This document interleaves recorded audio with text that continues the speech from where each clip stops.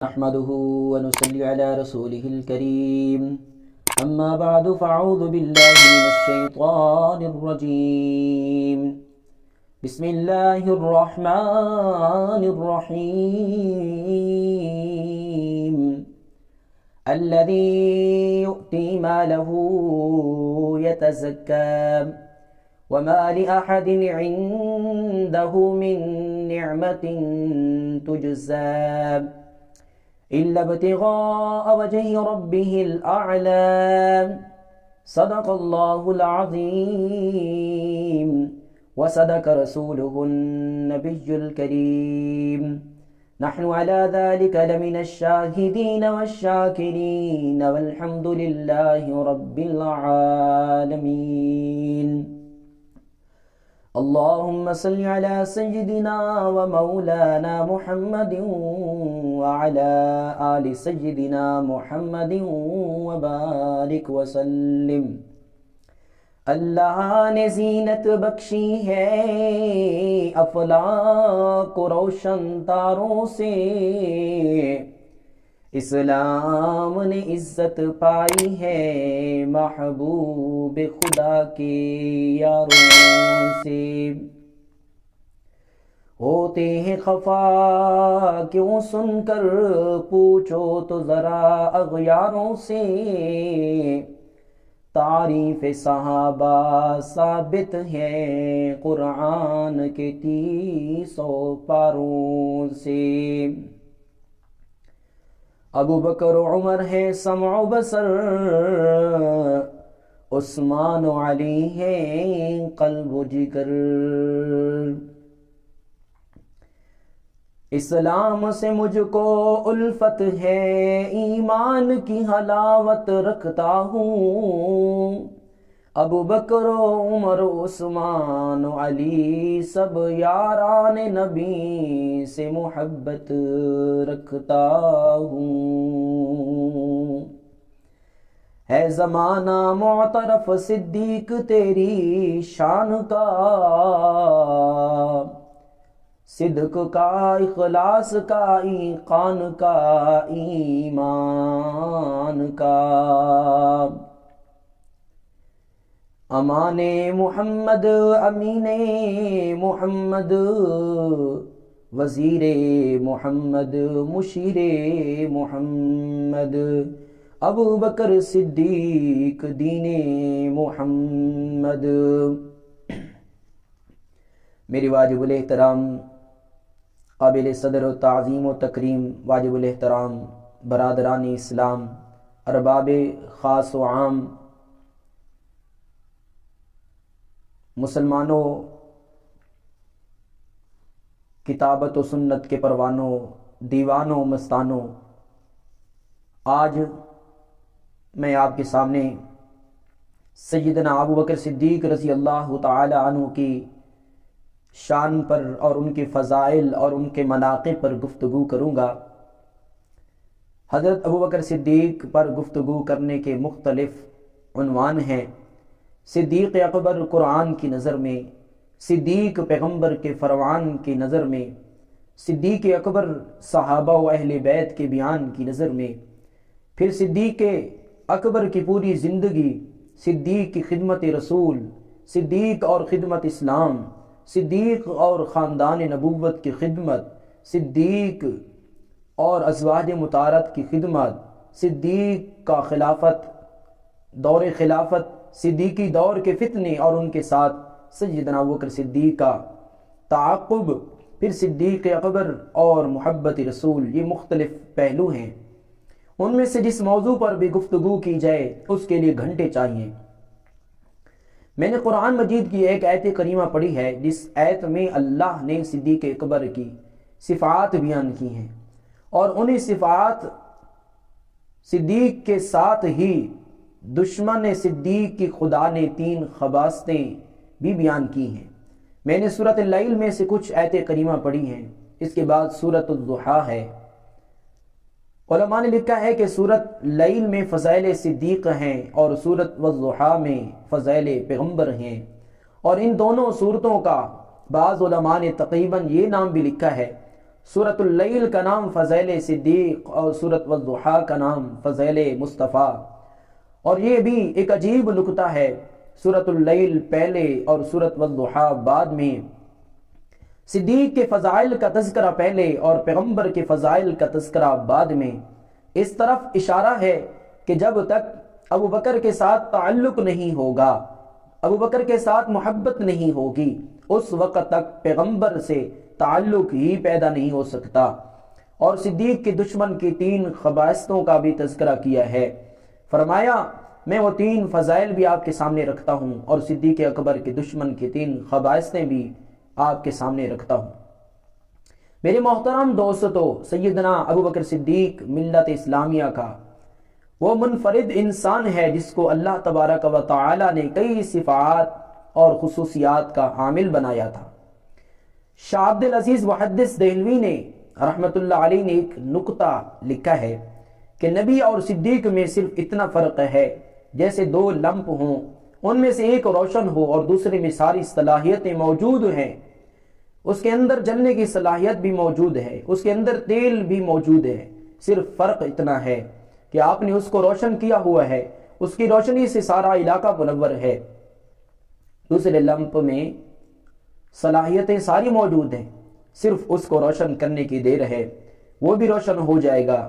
شاہ عبد العزیز محدث دہلوی رحمت اللہ علیہ نے لکھا ہے کہ نبی اور صدیق میں یہ فرق ہے، جو صفات اللہ نے صداقت میں رکھی ہیں وہی صفات نبوت میں رکھی ہیں، یا یوں سمجھیں، یوں کہہ دیجئے، جو کمالات اور جو صفات اللہ نبی میں رکھتے ہیں اس کا عکس کامل خدا صدیق کو بناتے ہیں۔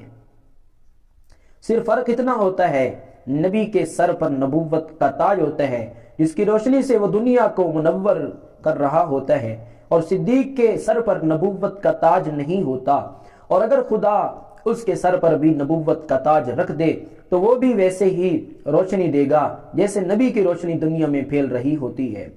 تو نبی اور صدیق میں صرف اتنا فرق ہے جیسے 2 بتیاں رکھی ہوئی ہوں، ایک سے روشنی ہو اور دوسری روشن نہ ہو، وہ صرف اس انتظار میں ہوتی ہے اگر یہ بتی نہ ہو تو اس کی جگہ اس دوسری کی روشنی پہلے پھیلے گی۔ اسی لیے بات کو سمجھ لیجئے، خدا نے پیغمبر کے ساتھ صدیق کا وہی ایک تعلق رکھا ہے، جب تک آمنہ کے در یتیم دنیا میں رہے، محبوب کی کاوش اور محنت سے پوری دنیا میں دین پھیلتا رہا، اور پیغمبر کے وصال کے بعد یہ منصب اور مقام جس مقام پر اللہ انبیاء کو کھڑا کرتے ہیں، حیدر کرار نے یہ جملے کہے تھے، آج آپ اس مقام پر کھڑے ہیں اے ابو بکر، آج آپ اس مقام پر کھڑے ہیں جس مقام پر استقامت کے ساتھ خدا نبوت کو قائم کیا کرتے ہیں، اس استقامت کے ساتھ ابو بکر آج تم کھڑے ہو۔ پیغمبر کی استقامت کا عالم یہ ہے، اللہ کے نبی کھل کر یہ کہتے ہیں، لوگوں ایک ہاتھ میں سورج اور دوسرے میں چاند رکھ دو، میں دونوں کو چھوڑ سکتا ہوں، جس راستے پر خدا نے مجھے کھڑا کیا ہے میں وہ راستہ نہیں چھوڑ سکتا۔ اور یہی استقامت صدیق میں بھی تھی، جس وقت فاروق اعظم نے اتنا کہہ دیا تھا، حضرت حالات کو سامنے رکھا جائے، اس وقت سیدنا ابو بکر صدیق نے یہ جملے کہے تھے، اور پھر یہ جملے کہے تھے، میں مدینہ میں خون کی ندیاں برداشت کر سکتا ہوں، میں اس بات کو برداشت کر سکتا ہوں کہ پرندے اڑتے ہوئے آئیں، ہمارے گوشت نوچ جائیں، میں اس بات کو تو برداشت کر سکتا ہوں، عورتیں بیوہ ہو جائیں، میں اس بات کو برداشت کر سکتا ہوں، بچے یتیم ہو جائیں، لیکن ابو بکر اس بات کو برداشت نہیں کر سکتا، صدیق بھی زندہ رہے اور نبی کے دین میں کسی قسم کی کمی واقع ہو جائے۔ جو استقامت خدا نبوت کو عطا کرتے ہیں وہی استقامت صداقت کو عطا کرتے ہیں۔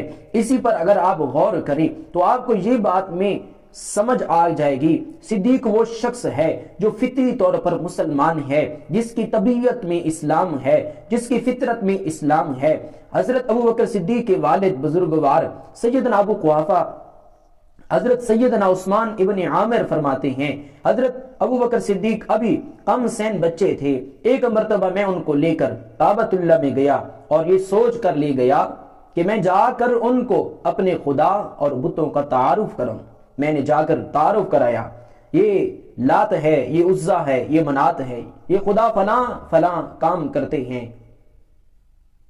یہ خدا فلاں فلاں کام کرتے ہیں، تو اس وقت پھر کیا ہوا؟ سیدنا ابوبکر صدیق کے ہاتھ میں ایک چھوٹا سا پتھر تھا، وہ پتھر لے کر کھڑے ہوئے تھے۔ سیدنا ابو قحافہ فرماتے ہیں میں نے کہا بیٹے اس پتھر کو باہر پھینک دو۔ ابوبکر صدیق ابھی بچے تھے، بچوں کا ایک عجیب مزاج اور ان کی طبیعت ہوتی ہے۔ صدیق نے اس پتھر کو باہر پھینکا نہیں، میں نے کہا اس کو جیب میں ڈال دو۔ صدیق اکبر نے پتھر جیب میں ڈالنا چاہا، جیب چھوٹی تھی، پتھر بڑا تھا۔ ابوبکر صدیق وہ پتھر ہاتھ میں لے کر اپنی پشت کے پیچھے چھپا کر کہا ابا جان، تمہارے خدا جس کو تم پوجا کرتے ہو میرے اس پتھر کو بھی نہیں دیکھ سکتے۔ صدیق اکبر اس وقت بھی فطرتاً مسلمان تھے۔ پھر اس سے اگلی بات میں کہوں تو سیدنا ابوبکر صدیق رضی اللہ تعالی عنہ کے ہاتھ میں پتھر تھا، تو پھر کیا ہوا؟ میرے اس پتھر کو نہیں دیکھ سکیں گے ابا جان، خدا تمہارے خدا جس کی تم پوجا کر رہے ہو میرے اس پتھر کو نہیں دیکھ سکیں گے۔ صدیق اس وقت بھی فطرتاً مسلمان تھے۔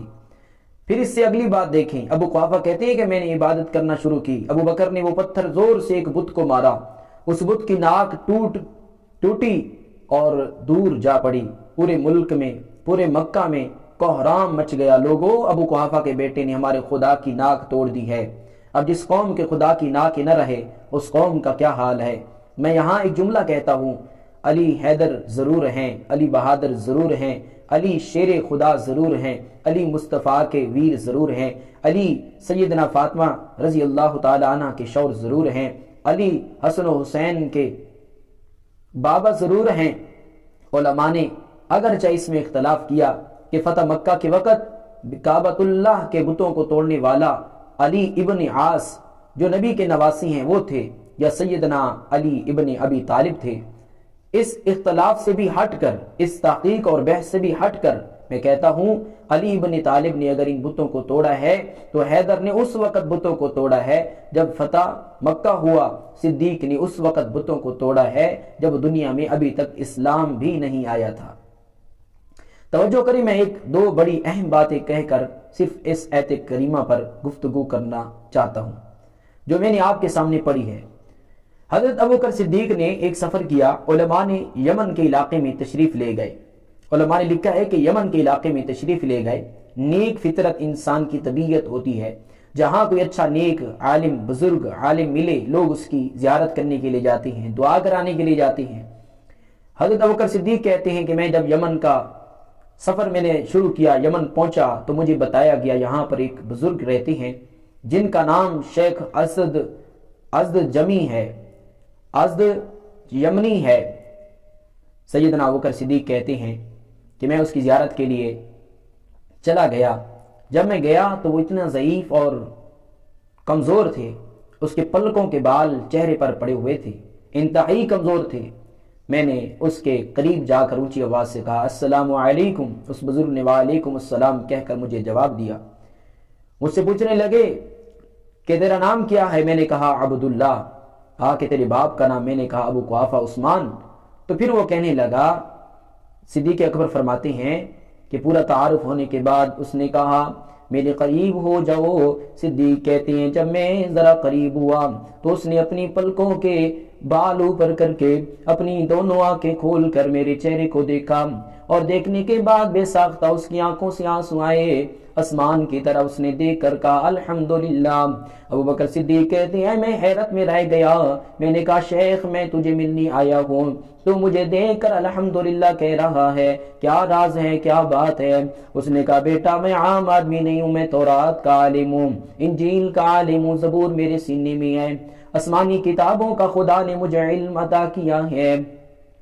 میری اس وقت کم عمر نہیں، میں 390 سال کی عمر کا ہوں، 4 صدیاں مجھے بیتنے والی ہیں۔ میں نے اپنی آسمانی کتابوں میں پڑھا تھا آخری زمانے میں ایک پیغمبر آئے گا، اس نبی کا نام محمد ہوگا، اس کے ابا کا نام عبداللہ ہوگا، اس کی اماں کا نام آمنہ ہوگا۔ اس پیغمبر کے سر پر خدا نبوت کا تاج رکھیں گے، وہ پیغمبر پوری کائنات کا ولی اور وارث بن کر آئے گا۔ پھر اس پیغمبر پر جو سب سے پہلے کلمہ پڑھے پڑے گا جو سب سے پہلے اس کی تصدیق کرے گا اس شخص کی کنیت ابو بکر ہوگی، اس کا لقب صدیق و عتیق ہوں گے، اس کا نام عبداللہ ہوگا، اس کے بابا کا نام ابو قحافہ عثمان ابن عامر ہوگا، اس کی اماں کا نام ام الخیر سلمہ بنت فخر ہوگا۔ اس بابے نے کہا ابو بکر جس وقت میں نے یہ آسمانی کتابوں میں پڑھا میں نے اللہ سے دعا کی ہے اللہ میری اتنی عمر بڑھا دے کہ اس آخر الزمان نبی اس آخر الزمان پیغمبر کا دیدار کر سکوں، اور اگر وہ نبی میرے حصے میں نہیں کم از کم محمد کے اس پہلے یار ابو بکر کا دیدار تو کر لوں۔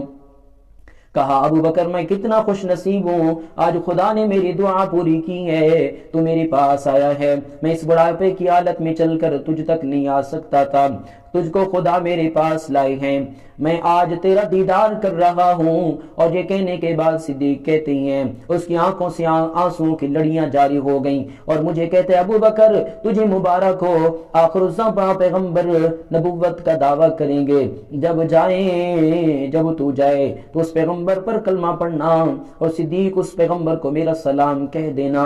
آقا یمن کا 390 سال کا بوڑھا شیخ کہتا تھا کہ محبوب میں تجھے تو نہیں دیکھ سکا، لیکن تیرے یار صدیق کو دیکھ کر میں تیری نبوت کا یقین کر چکا ہوں۔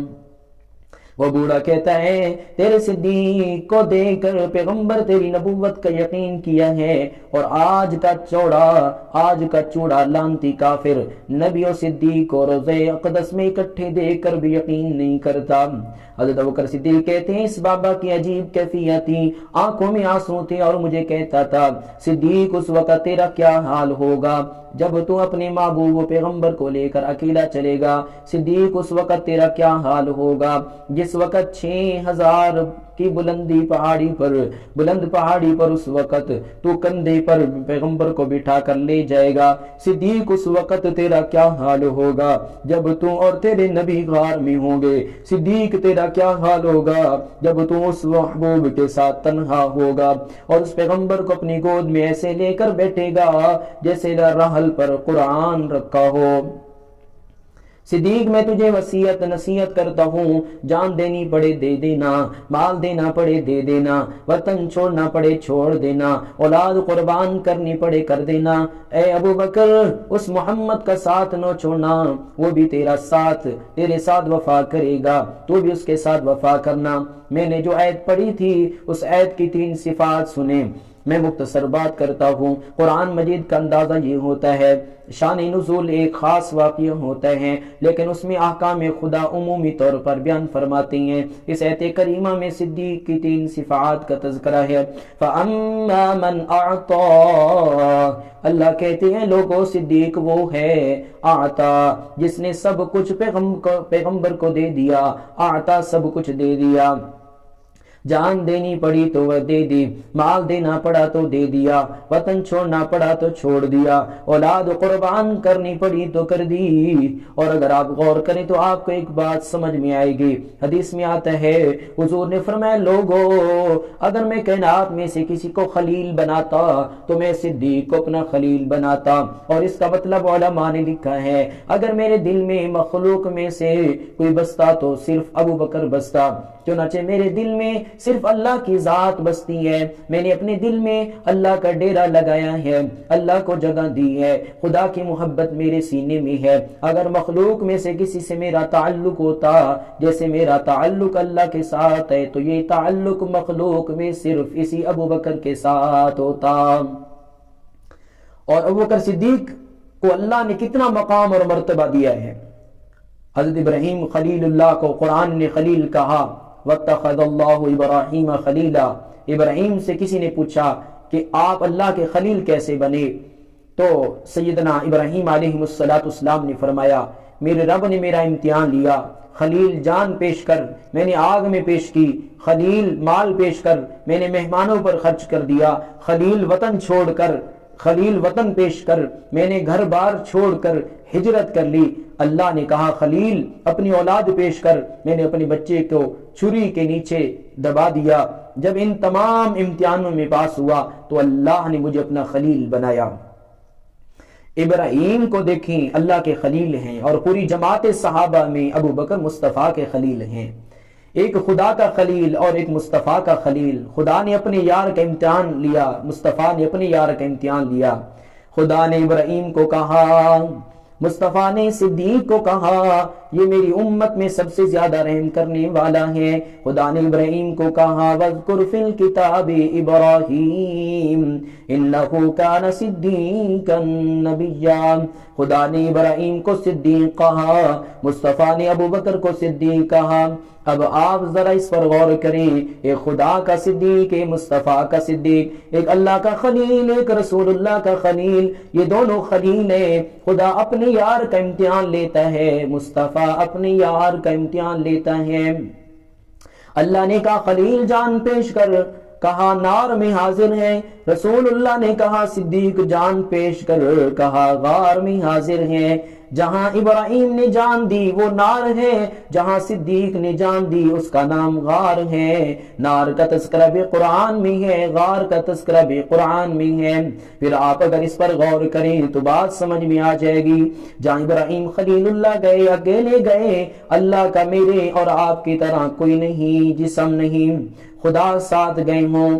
جہاں صدیق گئے محبوب کو ساتھ لے کر گئے ہیں. جہاں خلیل گئے باہر امتحان ہے, اندر جہاں خلیل گئے باہر امتحان ہے. اندازہ کریں یا نار کونی بردوں و سلاما, آگ ٹھنڈی ہو گئی. جہاں صدیق گئے ہیں باہر بھی امتحان, اندر بھی آزمائش, اور اندر کا کالا موزی سام موجود ہے. جہاں ابراہیم گئے اس نار کا تذکر قرآن میں, مگر آگ کے اس پنجے کا, اس کا نام و نشان دنیا میں وجود نہیں, اس کا نام و نشان نہیں, اس کا کوئی وجود نہیں. جہاں ابو بکر صدیق گئے تو غار کے ذرے بھی ابو بکر کی محبت کی گواہیاں پیش کرتی ہیں. جہاں ابراہیم گئے وہ تو نار ضرور ہے, اس کا تذکرہ قرآن میں آیا, مگر ابراہیم نے اللہ کی ذات کے جلوے نہیں دیکھے. جہاں ابو بکر گئے پیغمبر کی 3 دن 3 رات تک گود میں یوں لٹایا جیسے ریل پر قرآن کا نسخہ کھلا ہوا ہو. آپ اگر اس پر اور غور کریں, علماء نے لکھا ہے جس رات حضور نے ہجرت فرمائی تو حضور نے سیدنا حضرت علی المرتضیٰ کو اپنے بستر پر سلایا, صدیق کو بلا کر ساتھ لے گئے. ایک سیکنڈ کے لیے آپ اس بات کو اپنے ذہن میں جگہ دیں, اللہ نے یہ وعدہ کیا تھا محبوب میں تجھے بھی بچاؤں گا, جو تیرے ساتھ ہے اس کو بھی بچاؤں گا. اللہ نے حفاظت کا وعدہ کیا ہے. اگر پیغمبر کے تصور میں یہ بات ہوتی میرے بعد علی نے خلیفہ بننا ہے تو حضور صلی اللہ علیہ وسلم حضرت علی کو نہ سلاتے بلکہ ساتھ لے کر جاتے. جس کو خلافت دینی تھی اسے ساتھ لیا, اور جسے خلیفہ نہیں بنانا تھا اسے بستر پر سلایا. اور وہاں بھی ایک عجیب اتفاق ہوا. ابو جہل جب حضرت علی کے پاس پہنچا تو دیکھا تو یہ تو حیدر سوئے ہوئے ہیں. حضرت علی کو اٹھایا, اٹھانے کے بعد اس نے پوچھا بتاؤ محمد کہاں ہے. حضرت علی نے فرمایا حضور چلے گئے. اس نے پھر پوچھا کہاں چلے گئے. حضرت علی نے فرمایا جہاں جانا تھا. ابو جہل نے کہا کہاں جانا تھا. حضرت علی نے کہا جہاں جائیں گے, جہاں جانا تھا وہاں چلے گئے. اب ایک بات میں کہنا چاہتا ہوں, دل پر لکھ لو. ابو جہل اپنا سامنا لے کر کہتا ہے, ابو جہل اپنا سا منہ لے کر کہتا ہے محمد نے نوجوانوں کی یہ جو جماعت تیار کی ہے ہمارے قابو میں نہیں آتی. نوجوانوں آج کے لوگ بھی کہتے ہیں, مولوی حق نواز جنگوی رحمت اللہ علیہ نے یہ جو نوجوانوں کی جماعت بنائی ہے ہمارے قابو میں نہیں آتی. یہ قربانی صدیق کی ہے. آتا ابو بکر نے سب کچھ قربان کیا. جان دینے کا وقت آیا تو جان لے کر غار میں گیا. پیغمبر کو کندھے پر اٹھا کر لے گئے. ایک اور بات آ گئی وہ بھی سن لیجئے. حدیث میں آتا ہے ایک دفعہ حضور اور صحابہ سارے اکٹھے بیٹھے تھے تو اللہ کے پیغمبر نے مجھے 3 چیزیں پسند ہیں. ابو بکر نے بھی کہا مجھے 3 چیزیں پسند ہیں. سیدنا عمر فاروق نے بھی کہا مجھے 3 چیزیں پسند ہیں. سیدنا عثمان غنی نے بھی کہا مجھے 3 چیزیں پسند ہیں. حیدر کرار نے بھی کہا مجھے 3 چیزیں پسند ہیں. حدیث میں آتے جبرائیل اتر کر آئے, حاضر ہوئے. محبوب آپ کے ان یاروں کو 3 چیزیں پسند آئیں, مجھے بھی 3 چیزیں پسند ہیں. اللہ نے فرمایا میرے پیغمبر مجھے بھی 3 چیزیں پسند ہیں.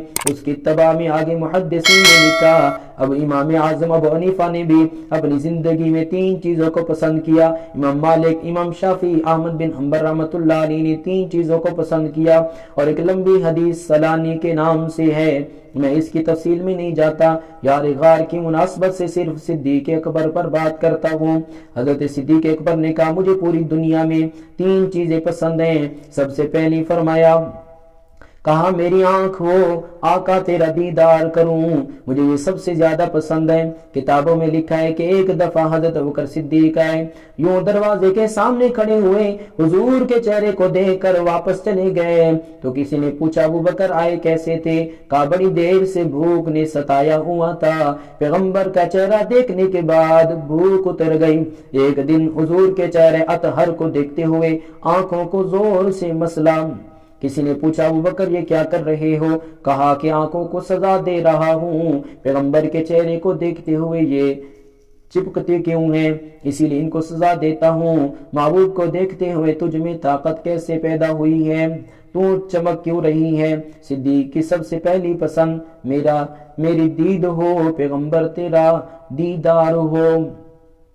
فرمایا اس پر توجہ کیجئے، اگر حضور کعبۃ اللہ میں تھے تو سارے صحابہ دیکھتے ہیں، حضور مسجد نبوی میں تھے تو سارے صحابہ دیکھتے ہیں، لیکن ابو بکر کی منشا تھی اکیلا میں دیکھوں اور کوئی نہ دیکھے۔ اللہ نے بھی کہا اگر یار کو تنہا دیکھنا ہے تو یار کو لے کر غار میں تنہا چل دے۔